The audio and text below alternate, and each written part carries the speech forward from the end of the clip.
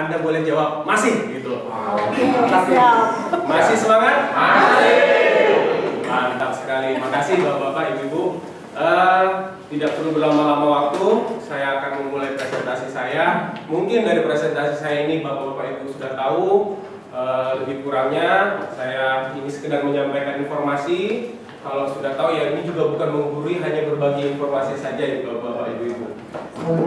Pertama, izinkan saya memperkenalkan diri. Nama saya, panjang saya seperti ini, bisa dipanggil nickname-nya Bas. Kemudian kerja saya di kantor Kesabandaran Utama Tanjung Priok di bidang status hukum dan sertifikasi kapal, di seksi sertifikasi keselamatan kapal, jabatan Marine Inspektor, dan pendidikan saya S2 dan PND1. Sebelum kita memulai memberikan informasi, ini merupakan tujuan pembelajaran secara umum dan secara khusus. Secara umum memang cukup broad, cukup luas, tapi saya harapkan dalam waktu sesingkat ini lebih kurangnya bisa mendapatkan ataupun menyampaikan sesuatu kepada bapak-bapak dan ibu-ibu sekalian. Sebelum kita masuk, saya mau coba bertanya ke bapak-bapak ibu, kira-kira penting nggak ini kita tahu barang berbahaya? Penting ya, Pak ya. Ya, ini ada satu pengantar saya, ini sebagai sebuah kejadian di Cina, terjadi tahun 2015 di pelabuhan Tianjin, di mana waktu itu terjadi kesalahan penempatan ataupun muatan barang berbahaya, sehingga di situ ada 173 orang meninggal dunia dan ada 49 orang pejabat ataupun ofisial dari Cina yang digaruk oleh pihak yang berwajib. Di sini ada sedikit video untuk menggambarkan seberapa parah ledakan itu. Nggak lama, hanya 1 menit.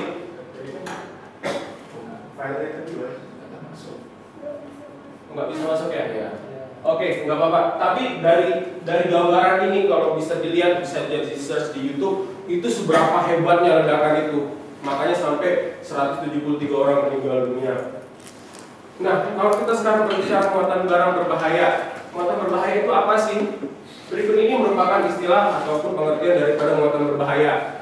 Istilah ini saya ambil dari Peraturan Menteri Perhubungan Nomor 21 Tahun 2021. Bapak Ibu bisa langsung aja baca.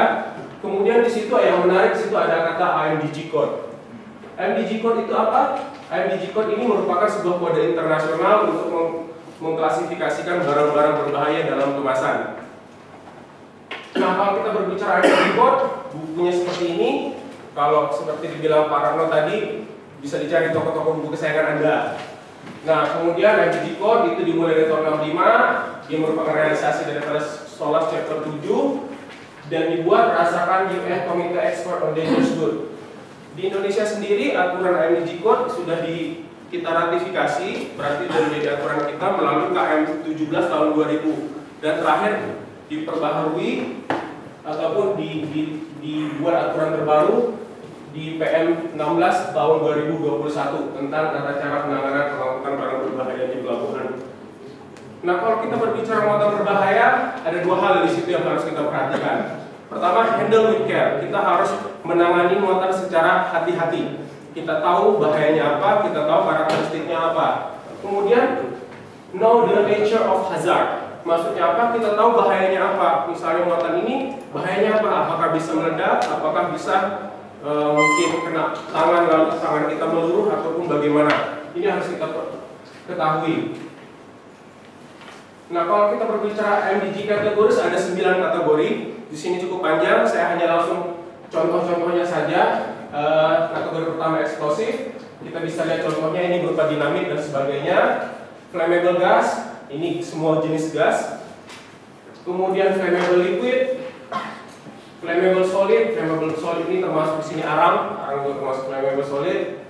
Oksidator ataupun peroksida organik. Di sini ada yang unik, bensil peroksida. Ini biasa juga dipakai ibu-ibu untuk make up, untuk mencerahkan. Tapi di situ ada barang kimia juga. Tapi yang sudah ke manusia itu pasti kadarnya sudah jauh berkurang. Kemudian kategori 6 ada bahan beracun ataupun mudah menular.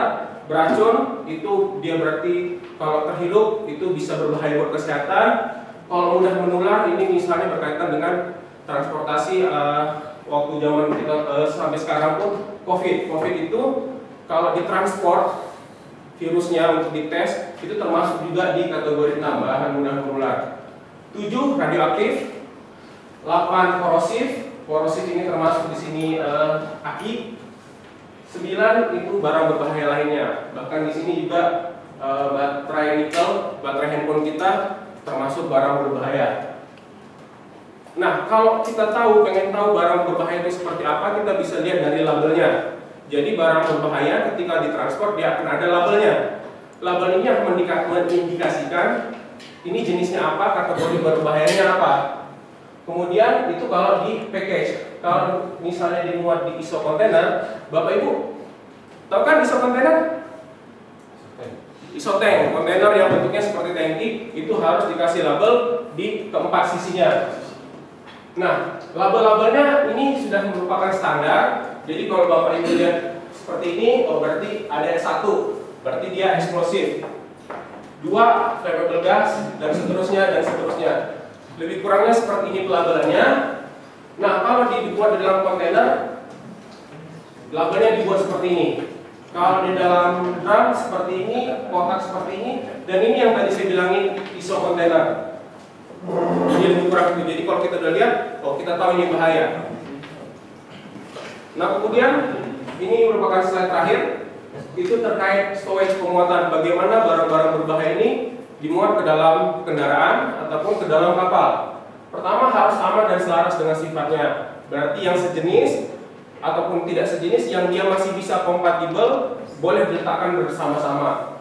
Kalau sifatnya berlawanan harus dijauhkan, tidak boleh berdekatan. Kenapa? Nanti memicu reaksi. Itulah yang tadi terjadi seperti di Tianjin, Cina. Kemudian bahan peledak ini karena memang dia kategori pertama, kategori 1, dia harus ditempatkan di tempat khusus, tidak boleh bergesekan, dan itu harus bebas dari listrik terbuka. Kenapa listrik terbuka? Karena bisa saja terjadi elektrik statik. Elektrik statik, ada percikan, kena ini barang, boom. Kemudian peranginan harus cukup, berarti di situ harus ada ventilasinya. Kalau bisa ditempatkan di tempat yang terbuka sehingga peranginannya itu lebih terjamin. Kemudian cairan mudah terbakar atau gas, hindari api terbuka dan ledakan. Kemudian tindakan khusus untuk muatan yang menimbulkan panas atau dapat terbakar sendiri. Jadi 3 menit lagi. Siap. Ada jenis-jenis muatan dia bisa self reaction.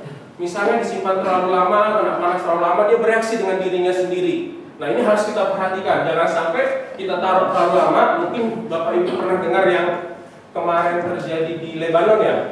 Dia muatan kapal disimpan terlalu lama, saking lamanya dia bereaksi dengan dirinya sendiri dan akhirnya boom, terjadi kebakaran ataupun terjadi musibah. Jadi ini merupakan akhir daripada presentasi saya.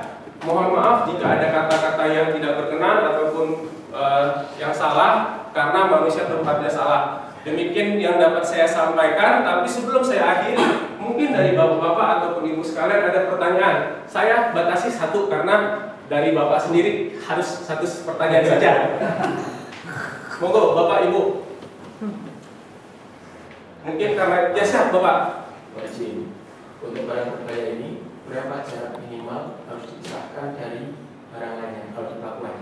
Oh baik bapak. Jadi terkait barang berbahaya ini karena satu kategori dengan kategori lain ini sangat punya karakteristik sendiri. Makanya tadi di sini izin di buku ini sangat jelas. Di situ ada chapter A, buku pertama, buku kedua ada sama komplement. Di situ nanti jelas, misalnya contohnya detonator. Detonator bisa didekatkan dengan muatan apa, bagaimana cara penyimpanannya, dan kalaupun dia harus ditempatkan satu tempat, berapa jaraknya. Karena izin satu muatan dengan muatan lain punya karakteristik berbeda. Makanya sebelum kita mengenal muatan itu, lebih baik kita kembali ke buku untuk mengecek bagaimana sebenarnya karakteristik muatan tersebut. Akhir kata, wabillahi taufiq wal hidayah. Wassalamualaikum warahmatullahi wabarakatuh. Selamat sore, salam sejahtera buat kita semua. Terima kasih.